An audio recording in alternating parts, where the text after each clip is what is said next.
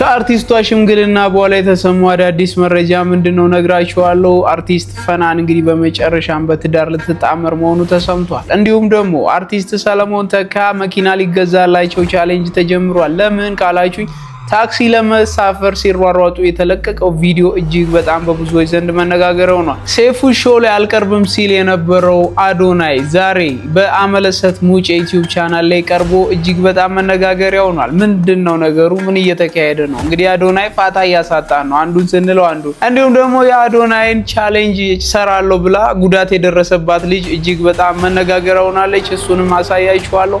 እነዚህንና ሌሎች መረጃዎችን ሰብሰብ አድርጌ ሰዓቴን ጠብቄ ቦታ ላይ ተገኝቻለሁ። አሁን በቀጥታ ወደ ቪዲዮቹ እናልፋለን። እናንተ ግን ሰብስክራይብ አርጉ፣ ተው ላይክ አርጉ፣ ተው።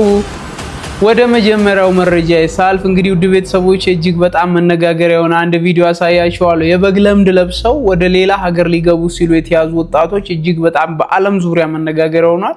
እስኪ መረጃውን ያልሰማችሁ ላሰማችሁ። ወደ ስፔን እንደምትመለከቱት በግ መስለው ሊገቡ የነበሩ ግለሰቦች በቁጥጥር ስር መዋላቸው በዚህ ሰዓት ሰምቷል። እነዚህ ሰዎች በቁጥጥር ስር የዋሉት በአልጄሪያ ሲሆን እንደምትመለከቱት ታዲያ በግ ለብሰው የበግ ልምድ ለብሰው እንደዚህ ወደ ስፔን ሊያቋርጡ ሲሉ አልጄሪያ ውስጥ በቁጥጥር ስር ውሏል። የምን ሀገር ዜጋ እንደሆኑ እስካሁን ድረስ መረጃው ይፋ አላደረገም። ኢትዮጵያውያን እንደማይሆኑ ተስፋ አደርጋለሁ። ነገር ግን በጣም የሚያስቅና እጅግ በጣም የሚያስገርም ነው። እናንተ ስትመለከቷቸው በግ ይመስላሉ ወይስ አይመስሉም? ሐሳባችሁን በኮሜንት አሳውቀኝ። ነገር ግን ሶስቱም በቁጥጥር ስር ውለዋል። እንግዲህ ቤተሰቦቼ እንዳያችሁ ነው፣ ከኋላ ፎቶ ይታያችኋል። መቼም በግ ይመስላሉ አይመስሉም እና ስቲል የምን ሀገር ዜጋ እንደሆኑ አይታወቅም። ኤኒዌይስ ግን ሰው ሀገሩን ለቆ ሌላ ሀገር ሂዶ ራሱን ለመቀየር ቤተሰቡን ለማገዝ ብዙ ዋጋ እንደሚከፍል በእነዚህ ሰዎች ማየት ይቻላል። ይሄ የብዙ ዲያስፖራዎች ብሶት ይመስለኛል። አዳምጡት። አንድ ነገር ስትፈልጉ ብቻ አትደውሉ። እስቲ ያንን ሰው ሰላም ለማለት ነው እንጂ የምትደውሉት። እስቲ ደውላችሁ እንዴት ነህ? ደህና ነው? ህይወት እንዴት ነው? ቤተሰብ እንዴት ነው? ስራ እንዴት ነው? ጠይቁት።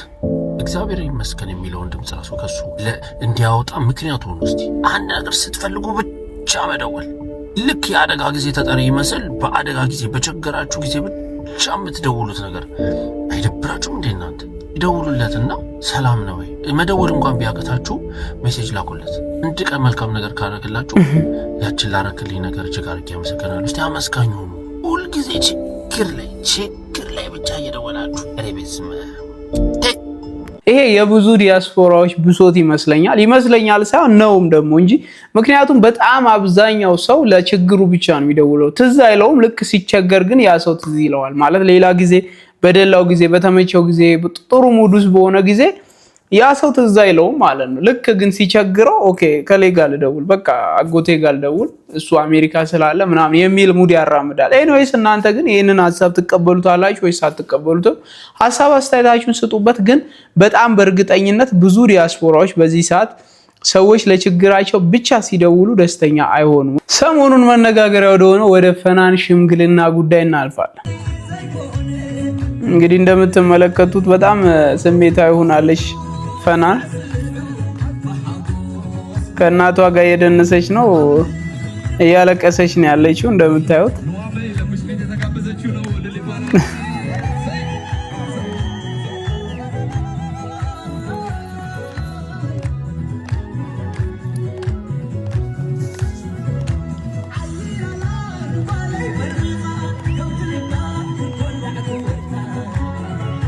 በጣም ደስ ይላል ጋይስ።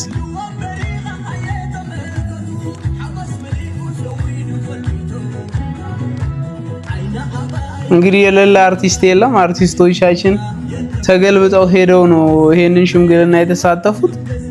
እንዲሁም ደግሞ ከሽማግሌዎች ውስጥ አንዱ እንግዲህ ሰይፉ ፋንታሁን መሆኑ ተሰምቷል ማለት ነው። ቤተሰቦቼ እንግዲህ ፈናን ህድሩ በመጨረሻም በትዳር ልትጣመር እንደሆነ ተሰምቷል። እንግዲህ አድናቂዎቿ ፈናን ማግባቷን ሲሰሙ ምን አሉ የሚለውን ደግሞ ከዚህ ቀጥዬ ላሰማችሁ እስኪ።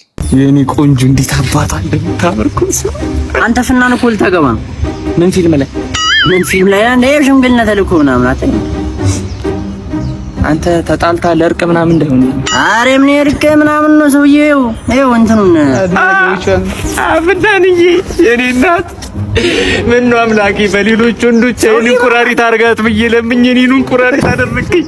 ፍናን እያስቻለኝ እኔና ልብሽ ሻለሽ እንዴ አታ እኔ መቼም ቢሆን አልተዋትም ፍናንዬ። ውሻም ሞኜ ቢሆን ቤቷ ገባ። ውሻ በመጨረሻም እንግዲህ የብዙ ኢትዮጵያውያን ወንዶች ክራሽ የነበረችው ፈናን ሄድሮ አግብታለች ማለት ይቻላል። ሴፉ ሾው ግብዣ አድርጎለት በፍጹም ግብዣውን ያልተቀበለው አዶናይ እንግዲህ ተጽዕኖ ፈጣሪ መሆኑን በድጋሚ አስመስክሯል። እንዴት ካላችሁኝ አመለሰት ሙጬ ዩቲዩብ ቻናል ላይ እንግዳ ሆኖ ቀርቧል። እስኪ እዩት። ትንሹን አዶናይ ቀኝት አድርገን እንምጣ። እንዳለ ህፃናት ተማሪዎች ቁጭ ብለው ተሰብስበው አዶናይ ካላሉ አልገባም ነበር። ያልተጠራውበት ድግስ ቤት ገብቼ ምናምን ቁርጥ በላ ነበር። ድንኳን ሰበራ ማለት ነው። በቃ በኃይለኛው አሁን እኔ አስተዳደጊ ሀብታም ልጅ ነኝ። እዛ ስገባ ግን በቃ ላይ ምን አቀብጦኝ ነው እዚህ የመጣሁት። ደግሞ ይሰርቃሉ፣ ይሸታል፣ ሁሉም ነገር ነው። አላድርም እዚህ አልኩ። መሰገጥ ማለት ያቺ ውስጥ ያለችው ድምጽ መስማት ነው። የበታችነት ስሜት ይሰማኛል። ሰዎችን እፈራለሁ፣ አፍራለሁ፣ መናገር አልችልም። ሁላችንም በሀገር ደረጃ የተጠቃንበት ነገር ነው። ከየት ነው የመጣው አላቅም። ማን ነው እንደዚህ እየተጫወተብን ያለው? አንተ ኑር ሳይሆን እኔ ልኑርልህ የሚባሉ አይነቶች። ከነዚህ ስሜቶች የምንደበቅበት መንገድ ምንድነው? የፖርን አለ፣ የሱስ አለ፣ የዊድ ሌላ ሰይጣን መልኩን ቀይሮ ከዛ 4 ሰዓት የ30 ሰከንድ ቪዲዮ አውጥተው ለቀቋት። ሀገር ሙሉ አየት። ሀገር ሙሉ ደግሞ እቺ 30 ሰከንድ ተጠቅሞ እኔን ለማጥቃት ወሰነ። ጸጸትና ቁጭት ደግሞ ሰይጣን የሚጠቀምባቸው ታላላቅ ኃይል ናቸው። ቀን ለመጀመሪያ ጊዜ በህይወቴ እስኪ የዋህ ሆኜ ሊየው ዛሬ እስኪ ራሴ ሱስ ውስጥ ነበርክ፣ የማትፈልገው ህይወት ውስጥ ነበርክ። እንደው ከዚህ ህይወት ውስጥ ሙሉ ለሙሉ የወጣህበትን ቅጽበት ራሴን ማጥፋት የፈለኩባት ቀን ሰው አስደሳችነቴም ይሞታል። ከዚህ በላይ ደግሞ ምንም የለም። አንዳንዴ ግን የሆነ ቁጭ ብለሽ አስበሽበት አታውቂም? ሁሉም ሰው ቢጠላኝ ብገላገል እግዚአብሔርን አይደል ቢጠላኝ ሁሉም ሰው ያረጋግጥ ዝም ብሎ አዶናይ እንደሚፈልገው ትሆናለህ። ከማንም ሰው ፍቅር አልጠብቅ፣ ይሁን አድንቆት አልጠብቅ፣ ጭብጨባ አልጠብቅ። ቢጠሉኝ፣ ቢተርቡኝ፣ ቢወዱኝ ምንም ለኔ። አንተ ደግሞ የስግጥ ፍምስ ባለቤት ስለሆንክ እና መስራች ታውቀዋለህ እኮ መልሱን ታወጣለህ። ሰግጠ እውነት በቃ ነው መሰገጥና መፈመስ ፈልጋለሁ። አሁን ገባሽ አይደል? ገባኝ በጣም ሀይኔ ቆንጆ ላለ አድክም አድርጌ እንትን አድርጌ። ሰዎች ደግሞ ውሃንም አይዘው ወይ መንቀሳቀስ ይኖርብናል። መደነስ፣ መዘመር፣ መዝፈን። ያ ሰው እንዳይሰድብሽ ብለሽ ስትታሰሪ ቀንሽን ስታጠፊ በዛ like it doesn't make sense። አወዳዳቂ ይሆናሉ፣ መካሪ ይሆናሉ። ከዛ ያንቺ ተወዳዳሪ ይሆናሉ። ከዛ ባንቺ ይቀናሉ። ከዛ ያንቺ አንጨብጫቢ ይሆናሉ። ምርጫ የላቸው። ዋው እሺ አዶኒ ይላል። ሰላም ጋይስ እንደምን አላችሁ? አዶናይ ነኝ። ማክሰኞ ምሽት በአምለሰት ሙጬ ዩቲዩብ ቻናል ጠብቁኝ። በጣም ገራሚ ፖድካስት አድርገናል። እንደምትወዱትም 100% እርግጠኛ ነኝ። ሴፉ ላይ አልቀርብም ብሎ አመለሰት ጋር መቅረቡ በጣም መነጋገሪያ ሆኗል። እናንተ ግን አመለሰት ጋር መቅረቡ ምን ተሰማችሁ? በጣም መነጋገሪያ ሆኗል። እንግዲህ አዶናይ ፋታ እያሳጣ ነው። ባይዞ አንዱን ስንል አንዱን እያደረገ ፋታ እያሳጣን አጀንዳ በየቀኑ እየቀያየረብን እኛ ስለየትኛው አውርተን ስለየትኛው እንተው ተቸግረናል። እውነት ለመናገር ሚዲያ ላይ ያለን ሰዎች እንዴት ካላችሁኝ እዚሁ አዶናይ ላይ ስንቆይ ማለት ነው። አርቲስት ሰለሞን ተካ ጋሽ ሰለሞን ማለት ነው፣ ታውቋቸዋላችሁ። እሳቸው በታክሲ ለመሳፈር ሲሯሯጡ ቪዲዮ ይለቀቃል። ያም ቪዲዮ አይቶ አዶናይ ቪዲዮን እንደዚህ ዲዩት አድርጎት ዝም ብሎ ለቀቀውና ከዛ በሁለተኛው ቀን ብዙ ልጆች መኪና እንዲገዛላቸው ቻሌንጅ ያደርጉታል ማለት ነው። እና አዶናይም ይሄንን ቻሌንጅ አክሴፕት ያደረገ ይመስላል። እስኪ መጀመሪያ ቪዲዮውን አይተነው እንምጣ። ይህንን ቪዲዮ ሁላችሁም ኮፒ ሊንክና ሼር እያደረጋችሁ ለወንድማችን አዶናይ እንድታደርሱልኝ መልእክቴን አስተላልፋለሁ። አሁን የምንገኘው እንግዲህ ከአንጋፋው አርቲስት ከጋሽ ሰለሞን ጋር ነው። ጋሽ ሰሌ ትናንትናውን የአዶናይን ቪዲዮ ተመልክተውታል አይደል? በደንብ እንደውም አድናቂውና ተከታታዩ ነኝ። ፎሎ ነው የሚባለው እንግዲህ ለቴክኖሎጂው ጨዋ ነኝ። እከታተለዋለሁ። እቺ የልብ ምልክቷንና የመደመር ምልክቷን እሱን አረጋለሁ ብዙ ስለምከታተለው። የኔ ልጅ በጣም በርታ፣ ጎበዝ። የምታደርጋቸው ነገሮች ሁሉ በእግዚአብሔር ዘንድ የሚያስመሰግን ስፍራና ቦታ የሚያሰጥ ስለሆነ በርታ የኔ ልጅ። አመሰግናለሁ።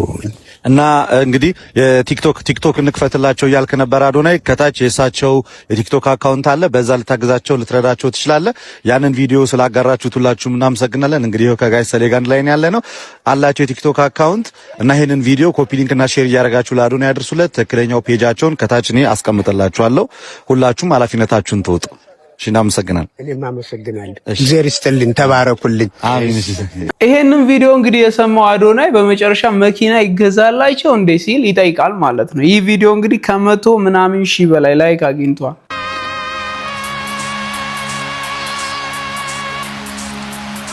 ዋይ ናት አዶኒ ዋይ ናት።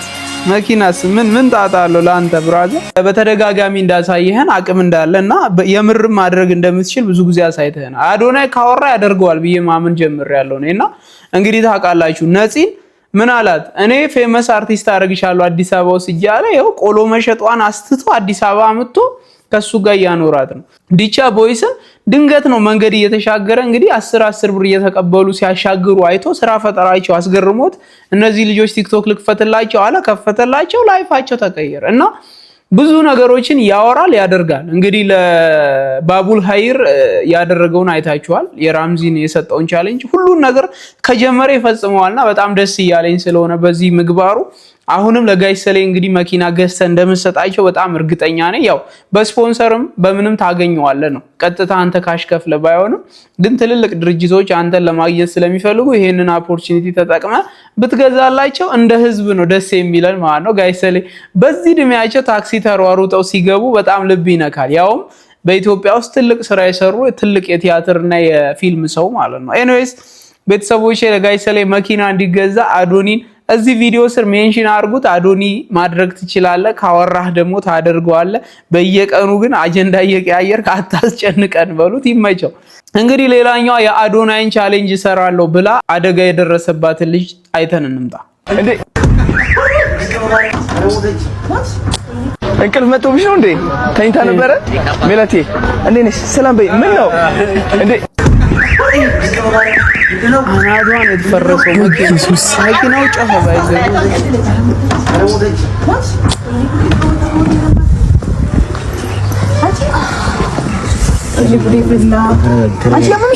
ቻሌንጅ አይሞከርም ጋይስ።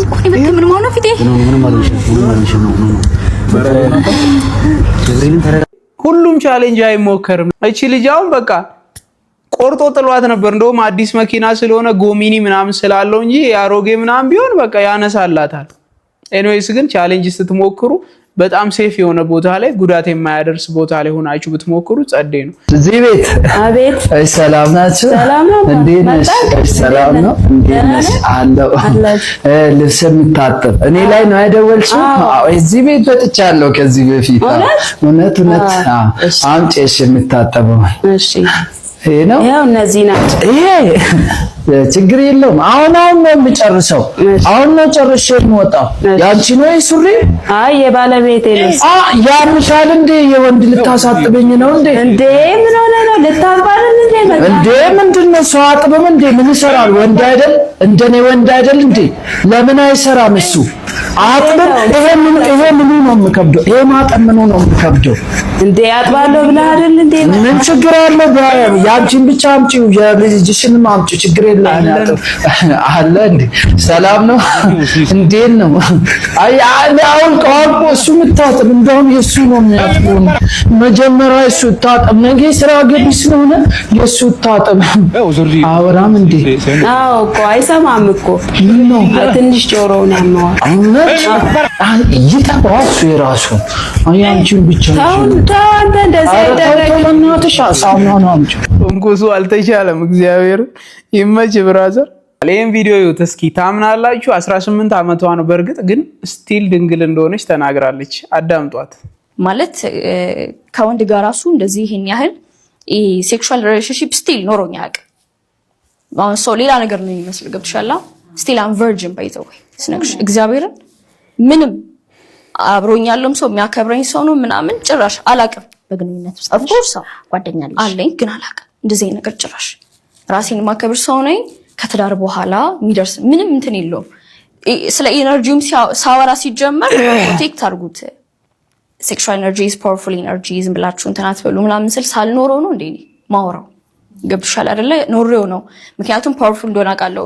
ወጣት ሆነሽ እሱን ዝም ብሎ ለማይሆን ለሴሰኝነት ለማይሆን ነገር ከምትይ ወጣት ነሽ ላይ ሰርተሽ ስራሽ ላይ ህልምሽ ላይ ሰርተሽ እሱን ክሬቲቭ ኢነርጂ ስለሆነ ልጅን የሚፈጥር ኢነርጂ ስለሆነ ገብቶሻል። ሴቶች ደግሞ የምናባዛ ሰዎች ነን። እሱን ነገር ለስራ ለተለያዩ ነገሮች መጠቀም ይቻላል። ይሄን ያህል ምንም ማላቅ ልጅ ማለት ነው ዲስማች ምንም እንትን ማላስብ ልጅ ብዙ ስትገመጪ ታያለሽ፣ ብዙ ስም ይሰጥሻል ምናምን እና በጣም ነበረ ማለቅ ሰው እንዴት ይሉኛላችሁ? እኔ እኮ ማገው ሰንባይ ምናምን አላውቅም። እንዴ ቆይሽ ላስብ እንዴ ቆይሽ እንትን ልበል ምን ቦይፍሬንድ ለተማስ እሺ በቃ ልውጣ። ምክንያቱም ፍላጎቱም የለኝም። ሐሳቤ ህልሜ ላይ ነው የምፈልገው ነገር አለ ምናምን በስማ እና ብዙ ነገር አለ ልሽ ፈልገኝ I am still virgin by the way ነው ያለችው ስትገልጸው እንደሰማችሁት ነው። ድንግል በመሆኗ ምን ተሰማችሁ? ጥሩ ነው። 18 ዓመቷ ነው። በዚህ እድሜዋ ድንግልናዋን ጠብቃ ብትኖር ደስ ይላል። እስክታገቢ ደግሞ ብትጠብቂ የበለጠ ያስከብርሻል። የልጃቸውን ትዳር ለማያከብሩ የባል ቤተሰቦች ይህንን ቪዲዮ ላኩላቸው፣ አዳምጡት። በደንብ የሚጠቅም ትምህርታዊ ቪዲዮ ነው። የባል ቤተሰቦች ልጃችሁ ያገባትን ሚስት በተቻለ መጠን ለማክበር ሞክሩ። ብዙ ጊዜ ምንድነው የሚታየው? ልጃቸውን እህቶች የወንድማቸውን ሚስት ትንሽ ናቅ የማድረግ ነገር አለ። ሁሉም ማለት ያለ በጣም ተከባብረው ተዋደው የሚኖሩ አሉ፣ ከራሳቸው እህት በላይ ወደው። በዛ መጠን ደግሞ የሆነ ምን ፈልጋ መጣች፣ የሆነ ሀብት ፈልጋ የመጣች ይመስል ህይወቷን አሳልፋ እንዳልሰጠች፣ መኖር እንደማትፈልግ፣ መውለድ እንደማትፈልግ፣ ማደግ እንደማትፈልግ በጣም ንቀውና አንቋሻው የምታደርገውን ነገር ሁሉ ከዜሮ አባስተው የሚያዩ ቤተሰቦች አሉና በነገራችን ላይ የእናንተ ልጅ እሷ ቤት ሄዶ እንደ ንጉስ የታየው በሷ ሰበብ እሷ ደግሞ እናንተ ቤት መታ እንደ ንግስት ማትታይበት ምክንያት ምንድነው? እሱ የሚያወራው ኔጌቲቭ ነገር አለ ወይስ ደግሞ እናንተ ማክበር ስለማትፈልጉ? ሁሉም ሴቶች ገንዘብ ፈልገዋል። በነገራችን ላይ በዚህ ዘመን በተለይ ገንዘብን ፈልገው መኖርም ይፈልጋል። ገንዘብ ምንም ሁላችን ከችግር ለመውጣት ነው ሰው ገንዘብ የሚፈልገው፣ ግን መኖር ይፈልጋል። ሚስት መኖር ትፈልጋለች። ሁሉም ሴት በቃ ልክ የሆነ ወንድ ሲያገባ ሀብት ወርሶ የት ትሄዳለች? ሀብት ወርሳ ለመኖር እኮ ነው። በነገራችን ላይ ከዓለም ጫፍ እስከ ዓለም ጫፍ ይሄ ዓለም እንዲህ የሚሆነው ለአንድ እንጀራ ሌላ ሳይንስ የለም። በቃ ለመኖር ነው። ልጆቹን ለማስቀጠል ነው፣ ራሱ ለመቀጠል፣ ላለመቸገር፣ በልቶ ለማደር ነው። ሌላ ሳይንስ የለም። ስልጣን ላይ ትልቁ ትንሹ በቃ ምንም አንድ እንጀራ ነው። ሌላ ታሪክ የለውምና እሷ መኖር ትፈልጋለችና በተቻለ መጠን ለልጃችሁ የምትወዱ ከሆነ ልጃችሁን ክብር ብትሰጡ፣ አንተ ያላከበርካትን ሚስትን ቤተሰቦቹ አያከብሩ። አንተ በፈቀድክላቸው መጠን ነው ቤተሰቦቹ ወደ ውስጥ የሚገቡትና በተቻለ መጠን ለሚስት ክብር። እዛ ስትሄድ እግር ውሃ ሞቆል እንደ ጌታ ታይተ ጎንበስ ቀና ተብሎ ጠብርግፍ ብሎ የሚያስተናግሩ እሷ ስላስከበረች ነው። እሷ ደግሞ እዚህ ቤት ስትመጣ የጎሪጥ እየታየች የምትኖር ከሆነ በእርግጠኝነት ችግሩ ያለው አንተ ጋር ነው። ስለዚህ ቤተሰቦችን እኔ አሁን በቅርብ በጣም በቃ ራሷን ማጥፋትና መኖርና መሞት መካከል ያለች ከስተመራለችኝና በመከራ ነው ወደ ቦታ እንዴት እንደምታለቅስ ደግሞ በጣም ስትፈትናት የነበረች ሴትዮ በጣም ቆራቢ ናት። በጣም ትልቅ የምትባል 67 68 እድሜ ላይ ያለች አንድ ምስኪን የ32 ዓመት ልጅ ህፃንን በጣም በነፍሷ መጫወትና እሷም ልጅ አላት የሆነ ቤት 2-3 ልጆች ድራ እዛ ቤት ቁጭ ብለዋል ሴት ልጆቿና በተቻላችሁ መጠን በተለይ ወላጆች ካላችሁ ወንድሞች ይሄን የምትሰሙ ከሆነ እህቶች የሚሰሙን የወንድምህን ሚስት ለማክበር የወንድምሽን ባለቤት በጣም ለማክበር ክብር ለመስጠት ሞክር። በጣም ወሳኝ መልእክት ነው። በተለይ ባሎች ሚስትህን ካላከበርካት፣ ሚስትህን በቤተሰብ ፊት ካላስከበርካት ባይዘይ ማን ነው? እኔ በምን አምናለሁ? ሚስት እንድትናቅም እንድትከበርም ማድረግ የምትችለው አንተ ነህ። ፕሮቴክት ልታደርጋት ይገባል ነው። የሆነ ሰው እሷ ላይ ማለት ካንተ ቤተሰብ የሆነ ሰው እሷ ላይ የተለየ አክሽን ማሳየት ሲፈልግ ያ ሰውዬ ስርዓት እንዲይዝ ማድረግ ያለብህ አንተ ነህ እንጂ እናትህም ብትሆን እህትህም ብትሆን ወንድምህም ቢሆን ስርዓት መያዝ አለበት። በቃ ማንም ሰው ትዳርን ገብቶ ሊበጠብጥብህ አይገባም፣ በተለይ ካንተ ወገን ማለት። ታዋቂው ዩቲዩበር አሃዱ ፖድካስትን ታውቁታላችሁ። እንግዲህ በመጨረሻም በቁርባን ተጋብቷል። እዩት እስኪ ቪዲዮ። እመቤታችን ባንቺ ምልጃ አወቃችሁት አይደል? በእርግጠኝነት ታውቁታላችሁ። ፌመስ ዩቲዩበር ፖድካስት ፐርሰናል ትሬነር ነው። ባረካና መድኃኔ ዓለም ታምሰራ በማየቃን ታውቋስላለች በማየቃና ወይንኬ አልቦጎ በማየቃና ውሃ ወይን ሲሆን በማየቃና ሁሉም አዩ ሰሙ በማየቃና። እንደሰማችሁት ነው እንግዲህ ቤተሰቦች፣ ደስ የሚል ዜና ነው አይደለ? ሰው ሲያገባ ያው የሰርግ ዜና በዛ መሌ ልታጓጓን ነው እንዴ የሚል ሰው አይጠፋም እኮ አይጠፋም። ኮመንት አርግ፣ ለማንኛውም ኮመንት አርግ። አንቺ እኔ ብታገቡ ማለት ትክክለኛውን ሰው አግኝታችሁ ብታገቡ በጣም ደስተኛ ነኝ። ትክክለኛውን ሰው ካላገኛችሁ ግን እንዳትቸኩሉ። ምክንያቱም ትዳር ከገባችሁ በኋላ ባትወጡ በጣም ይመከራል። ማለት ከተጋባን በኋላ ባይፈርስ ትዳር በጣም ደስ ይላል። ስለዚህ እንዳይፈርስ ትዳር ትክክለኛውን ሰው መፈለግ ያስፈልጋል። እሱም ደግሞ በጸሎት መታገዝ አለበት። ኤኒዌይስ ግን በቁርባን የተጋቡ ወጣቶችን ሳይ እንዴት እንደምቀና ማለት ነው በኢየሱስ ስም። ለማንኛውም የአሃዱ ፖድካስት ባለቤት ኪሩቤል እንኳን ደስ አለ፣ እንኳን ለዚህ ያበቃ ብራዘር፣ ይመች። ሴቶች እኮ አልተቻሉም ዘንድሮ። ማይክ ታይሰን ሰሚራ ታይሰን ጥሩዳ ድምምድም ፍጥነቴን ጥሩዳ ንፍሮ ላንፍርልሽ እናቱ አብሴቲ ረካው እንጀራት ይንጋገራ የኔ እናት አንቺ ስትመጪ እንደደብደ ደክምሻል አንቺ የኔ እናት ወንድ ልጅ ተባላ ባሏ አሁን አሳጁ የተመሸሽ ከማን ጋር ነበርሽ ተነሺ ቡና ፊልኝ ሬስት ኢን ፒስ ወንድሜ ሰሚራ አንቺ ጎበዝ ነሽ እሺ ቀጥልቲ ፍጥነት አለ ታክቲክ እንጀራ ጎበዝ እንደሰማችሁት ነው እንግዲህ ያው እቺን ያገባ ወንድ ግን ያው ፈጣሪ ከሱ ጋር ይሁን ለማለት ነው። ግጥም ነው ወይስ ምክር ነው? እስቲ ስሙት። ገጣሚ ነዋይ እንዲህ ብሏል። ሊመለስ የላከው ቁራ ጥንባንሳ አይቶ ቢቀርም እርግብን የሚሰጥለት ትእዛዝን አያስታጉል። ዋጥ ለምን የላኩት ቀረ ወንድም መከታ ያልኩት ድንገት በጥቅም ታወረ አትበል። ግድ የለም ትንሽ ዝም በል። አትፍቀድ ሴቲቱን ያሳታት እባብ ልብህን እንዲመረምር የሺህ ዓመታት ተስፋን በቅጽበት እንዲቀያይር መልካምነት አይቆጭ አትቁጠር የሰውን በደል ግድ የለም ትንሽ ዝም በል። ሚመስልህን ጉድጓድ ያርቅ እስኪችል ይቆፍር ጽኑ መሰረት ያለው ቤት በላዩ እስከሚያሰፍር ለመሞት ያዘጋጀልህ ለመኖር እስኪዳርግ መቆም መቀመጥን ይንሳ ግድ የለም ገፍተርተር ያርግ ወደፊት ገፍተርተር ያርግ። ዝም ሐዘን ጭንቀት በሙሉ ያልፍ የለ እንደ ትዝታ አብርሃም በይስሐቅ ሳቀ ቢጎበኝ የማታ ማታ አታውቅም ቅጽበት ምትለው አንድ ድል ምን ይዞ ይምጣ ኤልያብ ያማረ ቢሆን ዳዊትን ፍለጋ መጣች ንግስና እረኛን መርጣ። ዝም የተደቀነው ጋሬጣ ከፊት እስከሚል ውልውል ዝም ጧፍ መባ የተሳለችው እናት እስክትልልል ግድ የለም ትንሽ ዝም በል ይላል። በቃ ትዕግስትን የሚያስተምር እጅግ በጣም የሚገርም ምክር ያለው ግጥም ነው ይሄ። ጀስት ግጥም ብቻ ብላችሁ የምታነቡት ሳይሆን ስትሰሙት እጅግ በጣም ውስጥን ሰርስሮ የሚገባ የሚያስተምር ሰቅዞ የሚይዝ ነገር ነው። በጣም ያበደ ነው። ወደነዋል። ቤተክርስቲያን ስትመላለሱ ቤተክርስቲያን እኮ በሮጣ አይደለም የሚል ሰው አጋጥሟችሁ ያውቃል? እንደዚህ አይነት ሰዎች ካሉ ይሄን ቪዲዮ ላኩላቸው። ቤተክርስቲያን በሄዳ አይደለም እኮ ይላሉ ሰዎች። እግዚአብሔር በሁሉም ቦታ አለ አለ የለም አለ። እሺ ጎማችሁ ሲተነፈስ የት ነው የምትሄዱት? ጎሚስታ ጋር። ጎማ ሲተነፈስ የት ነው የምትሄዱት? ጎሚስታ ጋር። ጎሚስታ ምን ልታስሞሉ? አየር አየር በሁሉም ቦታ አለ የለም አለ። ምን ጎሚስታ ያስፈልጋል? አየር እንደው በሁሉም ቦታ እናኮ ይችላል። መኪናን ሳትነዳው ትቀናታለህ። አዎ እግዚአብሔር በሁሉ የሞላ ነው። አየር በሁሉ ቦታ እንዳለው ሁሉ ግን በረድኤት የሚገለጽባት ቦታ ደግሞ አለች።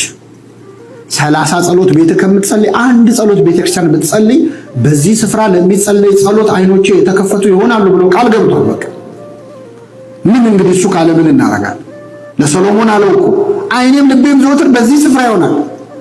አይ የብሉይ ኪዳን ነው ለሰሎሞን ነው አዲስ ኪዳን አይደለም ካላችሁ ጌታ ምን አለ? ቤቴ ቤተ ጸሎት ቤት ትባላለች። ቤቴ የምን ቤት? የጸሎት ቤት።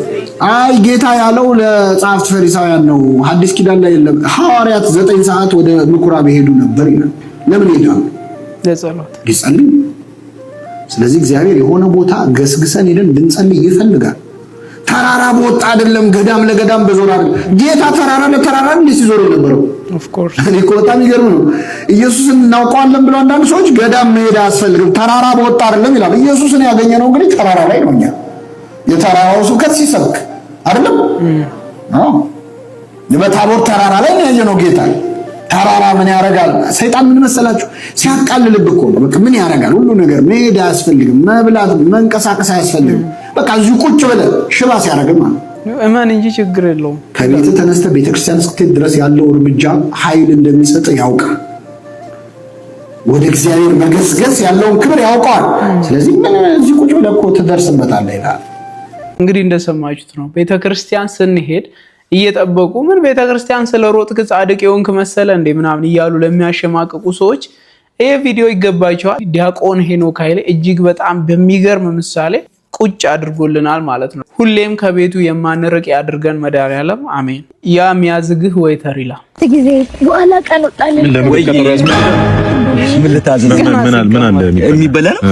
አዎ የሚበላ ምግብ ቤት አይደል ያለ ነው የሚበላ ፍርፍራችን ጸድ ይል በእውነት ቆንጆ አንድ ፍርፍር አሪፍ አድርጋችሁ አንድ ግን ይበቃችኋል። ስንት እንጀራ ትጨርሳላችሁ በቀን? 300 በእውነት 300ን ማፈርፍረውና እንብላ ይሻል። አንድ ፍርፍር ይዘና ምን ይላል? በዛው የሚጠጣ ታዲያ ይጣፍጥ። እንጀራው መበጣጠስ ብቻ አይደለም። አባ እሺ ይሄው እሺ እንትን ዳቦ ትፈልጋላችሁ ብዬ ነው ተጨማሪ። እሺ በቃ ብለው በቃ ይቻ ነው ረስቼው እኮ ከቤት ስመጣ ጠረጴዛ ረሳው። ከኛ ነው አይደል? ሞት ይሳይ ረሳው። ይዤ ልምጣ አባ እሺ በቃ የሚጠጣ ቶሎ በል ሳንጀም ቶሎ የሚጠጣ ጠረጴዛ ረስቼ ምንድን ነው ሆድ ማስፋት የሚጠጣ ይምጣ ተባላ ልንበላ ያበደ ነው አይደል? አይመቸው። ለማንኛውም ግን የተመቸችኝ ፓርቴቷ ናት። ስመጣ ወንበር ጠረጴዛውን ረስቼው እሷ ፓርት በቃ ያበደች ናት። የአዲስ አበባ ሸዋሿ እንግዲህ ሌላ ታሪክ ውስጥ ገብቷል። ለማንኛውም ለጥንቃቄ ይሄንን ቪዲዮ አሰማችኋለሁ። አዲስ አበባ ውስጥ የምትንቀሳቀሱ ሰዎች እጅግ በጣም ተጠንቀቁ። ምክንያቱም ሌቦች በደንብ ተደራጅተው እያጠቁ ነው ያሉት። እስኪ ይሄን ቪዲዮ ስሙት። የት ነህ? የት ነሽ? የት ናችሁ? አይሰራም። ቤተሰቦቼ ለጥንቃቄ ያክል ነው። ይሄን ነገር ብትሰሙ ታተርፉበታላችሁ እንጂ አትጎዱበትም። ተጠንቀቁ። ሙሉ ተሳፋሪ ይዘው ሸዋሸዋ ጀምረዋል። ሙሉ ተሳፋሪ ይዘው ልጅ ያዘላለ አቅመ ደካማ አለ። 1 3 4 ወጠምሻ ይደረግና ሙስሊም ስታይል ሂጃብ የለበሰች አለች፣ ክርስቲያን ስታይል ነጠላ ያጣጣለች አለች። 3 ሰው 4 ሰው ነው ወንበር ክፍት የሚሆነው። ሙሉ ተሳፋሪ ይዘው ሸዋሸዋ ውስጥ ትገባላችሁ ማለት ነው። አስቡ እንግዲህ አንደኛ ነገር መኪና ውስጥ ከገባችሁ በኋላ ምንም የምታውቁት ነገር የለም። ለረዳቱ እናንተ ፊት ሂሳብ ይከፍላሉ። ሙሉ ተሳፋሪ ነው የሚመስላችሁ ማለት ነው። በሁለተኛ ነገር ደግሞ የት ነሽ የት ናችሁ ካለ ረዳት መግባት የለባችሁም ብዬ አስባለሁ። ለምሳሌ መነሻ ቦታው አራብሳ ቢሆን ከአራብሳ መገናኛ ከሆነ የሚሄደው መገናኛ ብሎ ይጥራ፣ ጣፎ ከሆነ የሚሄደው ጣፎ ብሎ ይጥራ። የት ነህ ካለ ሸዋሸዋ ጣፎን ብትሉት እሺ ነው የሚላችሁ፣ አያትን ብትሉት እሺ ነው የሚላችሁ፣ መገናኛም ብትሉት እሺ ነው የሚላችሁ፣ ሜክሲኮን ብትሉት እሺ ነው የሚላችሁ። አላማው ሌላ ስለሆነ ማለት ነው። ይህንን ነገር ለመጠንቀቅ የመጀመሪያው ነገር ሁላችሁም በየሃይማኖታችሁ ዱዓ ማድረግ መጸለይ ነው። ከቤታችሁ ስትወጡ ማታ ላይ በጣም አደገኛ ነገር ነው። ገፍታችኋል፣ ህይወታችሁን ይነጥቃሉ። ሞባይላችሁንና ስልካችሁንና ፖርሳችሁን ወስደው አይምሯችሁ። በሁለተኛ ነገር ደግሞ ጸልያችሁ ከወጣችሁ በኋላ ከመነሻ ቦታ ላይ ብትሳፈሩ፣ ፌርማታ ላይ ብትሳፈሩ፣ ከተራ ቦታ ላይ ብትሳፈሩ ብዬ እመክራለሁ። ከተራ ቦታ ላይ ካልተሳፈራችሁ ደግሞ የት ነሽ ብሎ በሚጠራው ሳይሆን ትሄጃለሽ ትሄዳላችሁ ብሎ መስመሩን የሚጠራ ጣፎ ከሆነ ጣፎ፣ መገናኛ ከሆነ መገናኛ እያለ የሚጠራው ብገቡ ሴቭ ነው ላለው። አመሰግናለሁ። ለጥንቃቄ ያህል ይህንን መረጃ አምጥቼላችኋለሁ። እጅግ በጣም እንግዲህ በከባድ ሁኔታ ስልክ እየተበላ ነው፣ ቦርሳ እየተበላ ነው። በተለይ ሴቶች እንግዲህ ብቻችሁን ስትንቀሳቀሱ ከፌርማታ ብትሳፈሩ በጣም አሪፍ ነው ለማለት ነው። አናዬ እንግዲህ አክቲንግ አልተቻለችም። እስኪ እዋት በእናታችሁ የኔ ጣፋጭ እንጀራ ጋገሪ ምናምን አለ። አረ እንጀራ መጋገር አይደለም፣ ኤኒ ካይንድ ኦፍ ኩኪንግ ፓስታ መስራት እችላለሁ። አይ ቲንክ መቀቀሉን ነው እንግዲህ ሶሱን አይደል ውሃው እኮ ነው የሚቀቅለው አለው። ከዛ 5 ደቂቃ ቀቅለው ብላል። አቃጥዬም አውቃለሁ። ፓስታ ያ ስለዚህ ያ እንደ ፓስታ እኮ ሊቃጠል አይችልም እኮ ይችላል። አይ ፕሮሚስ ዩ ውሃው አልቆ ነው ውሃው አልቆ ረስተሽ ነው ታዲያ። አይ ፕሮሚስ ዩ ጸጉሯ እንዴት እንደምታደርገው አይታችኋል። ብቻ አና ትችላለች። ማርያምን አክቲንግ በጣም ከባድ ሆናለች። እሺ መጨረሻውን ስሙት ይላል ይሄን ቪዲዮ። ሶስት ጓደኛሞች ራሳቸውን ለመለወጥ አስበው ስደት ይጀምራሉ። ያሰቡበት ቦታ ለመድረስ የተወሰነ መንገድ ሲቀራቸው ድንገት በጫካው መሃል ባለቤት አልባ የሆነ በብር የተሞላ ሻንጣ ያገኛሉ። እጅግ በጣም በመደሰትም ገንዘቡን ለሶስት እኩል ተከፋፍለው ወደ መጡበት ለመመለስ ይስማማሉ። ርቧቸውም ስለነበር ከመካከላቸው አንዱን ምግብና መጠጥ አቅራቢያቸው ካለ መንደር ገዝቶ ሊመጣ ሄደ። የዚህ ሰው ልብም በተንኮል ተሞላና በምግብ ውስጥ መርዝ ደባልቆ ገድሏቸው የነሱን ገንዘብ ለመውሰድ አሰበ። በሌላ በኩል ሁለቱ ጓደኞቹ ጓደኛቸውን ገለው ብሩን ለሁለት ለመካፈልና ኑሯቸውን ለመለወጥ ተስማሙ። ጓደኛቸው መርዝ ያለበት ምግብና መጠጥ ይዞ ሲመጣ ባላሰበው ፍጥነት ደብድበው ገደሉት። እናም ገንዘቡን ለሁለት ተካፍለው ረሃባቸውን ለማስታገስ የመጣውን ምግብ እንደተመገቡ መሬት ላይ ተዘረሩ። በብር ፋንታም የማይቀረውን ሞት በፍጥነት ተካፈሉ። የተሰጠህን አሜን ብለህ ካልተቀበልክ ያለህንም ትቀማለህ። እንደዚህ አይነት ቪዲዮዎችን ማግኘት የምትፈልጉ ከሆነ የፕላስ ምልክቷን መጫን እንዳትረሱ። ያበደ ነው አይደል? ያበደ ነው። እንግዲህ ሰው የዘራውን ያንኑ ያጭዳል። እዛውን የተተገበረላቸው ማለት ነው። የተሰጠህን አመስግነህ ስትቀበል ነው ሌላ በረከት፣ ሌላ ደስታ የምታገኘው እንጂ እንግዲህ የተሰጠህን አነሰኝ ብለህ ሌሎችን ሰዎች ጎርተህ ከዛ ደግሞ አንተ ለመበልጸግ በአቋራጭ ስትሞክር እንደዚህ ነው ላይፍን ታጣዋለህ ማለት ነው።